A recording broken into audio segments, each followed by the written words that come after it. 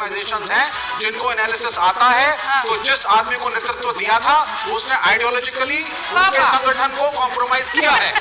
मुझे मौका दीजिएगा, मुझे मौका दीजिए। जल्दी बदलेंगे। चलिए, अच्छा हुआ बीजेपी संग रिस्पेक्टेबल ऑर्गेनाइजेशन हो गया। अभी उनको अपशब्द कह रहे थे 30 सेकंड पहले ही, कमाल कर रहे हैं। अरे कुछ तो सोचिए। खैर, आप लोगों का संकट ये है, आप सचमुच ये नहीं समझ पा रहे हैं। आपको लग रहा है कि ये जीत कम्युनिस्टों के भारत के सनातन धर्म के खिलाफ स्थापित करने का समय है। इस नैरेटिव से बचिए विवेक जी। ये कई बार आप लोग कोशिश कर गए, फिर मात खाएंगे। आप उनको भी परेशान करेंगे जो आज किसी दूसरे मुद्दे पर लड़कर जनता के बीच से जनादेश लेकर आए। जी कुछ कहना चाह रहे थे आप? नहीं, मैं केवल इतना कहना चाह रहा हूँ, तकनीकी तौर पर आपकी बात सही है, उनके पास संख्या है, लेकिन हम नैतिकता के आधार पर देखें तो मोदी जी के जनादेश में कमी आई है, जनता उनसे नाराज है, तभी तो उन्हें कम वोट दिया है, तभी तो भारतीय जनता पार्टी की सीटें घटी हैं और भारतीय जनता पार्टी बहुमत से नीचे चली गई है। तो ये एक नैतिक आधार पर मोदी जी को जनादेश को स्वीकार करते हुए खुद ही मना कर देना चाहिए कि मुझे जनादेश नहीं मिला है।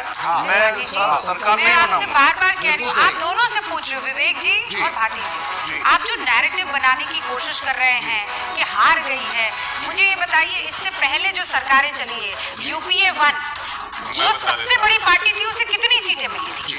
यूपीए 2 जो सबसे बड़ी पार्टी थी उसे कितने सीटें? मैं इसके आंसर देता हूँ आपको। 142 और 206। Sir please let me speak. मेरे को बोलिए। 142 और 206। ये आंकड़ों का खेल 10 साल की सरकार की पूरी अरे सियासत आंकड़ों का खेल है। तो सुन लीजिए ना, मेरा उत्तर सुन लीजिए। हाँ, बोलिए। सबसे पहली चीज, वो चुनाव डॉक्टर मनमोहन सिंह नहीं लड़े थे, वो चुनाव कांग्रेस लड़ने की स्थिति में नहीं थे। डॉक्टर मनमोहन सिंह चुनाव नहीं थे, राज्यसभा से आते थे। ये गलत है। तथ्य तो सही बताइए।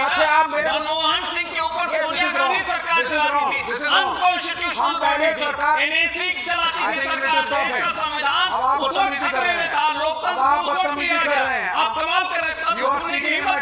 सुन लीजिए, आप तथ्य क्या है। चुनाव जब लड़ा गया तो चुनाव डॉक्टर मनमोहन सिंह के फेस को लेकर के जनता के बीच में कोई नहीं गया था, एक आइडियोलॉजी को लेकर के गए थे लोग, कई पार्टियां गई थी। जब मिल करके बहुमत आया तब डिसाइड किया गया कि फेस ऑफ द गवर्नमेंट कौन होगा, इसलिए वहां पे आइडियोलॉजिकली। अब लेकिन यहाँ पर फर्क है, यहाँ पे आप मोदी का फेस लेकर के गए और 240 पे सिमटे हैं। बड़ी खबर दे दें इस बीच। बड़ी खबर यह है कि दिल्ली में एनडीए की बैठक में शामिल होने से पहले चिराग पासवान 5 सीटें लेकर आए हैं। वो उनकी नीतीश कुमार से वो मुलाकात होने वाली है और अभी 9:45 बिहार के मुख्यमंत्री नीतीश कुमार से मिलने पहुंचने वाले हैं चिराग पासवान। पटना में मुख्यमंत्री आवास में नीतीश कुमार से चिराग पासवान की मुलाकात होगी और उसके बाद दोपहर 1 बजे दिल्ली के लिए रवाना होंगे चिराग पासवान। तो ये बड़ी खबर है। चिराग पासवान रामविलास पासवान के बेटे, पिछला जो विधानसभा चुनाव गया था वहां एक बहुत शानदार उन्हें रिजल्ट नहीं मिला था, लेकिन उसके बाद उन्होंने पुरजोर मेहनत की, 5 सीटें बीजेपी देने पर राजी हुई और 5 सीटों पर विजयी हुए हैं और इसीलिए ये जीत उनके लिए बहुत मायने रखती है। आज पटना में 9:45 पर उनकी मुलाकात होने वाली है नीतीश बाबू से। फिर दोपहर 1 बजे वो दिल्ली के लिए रवाना होने वाले हैं। एनडीए में जैसा हमने आपको बताया कि आज बैठकों का दौर चलने वाला है। एक तो 11:30 बजे प्रधानमंत्री नरेंद्र मोदी की उनके मंत्रिमंडल के साथ बैठक होने वाली है।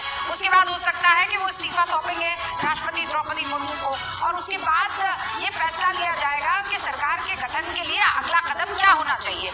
दूसरी तरफ इंडिया ब्लॉक जो है वो भी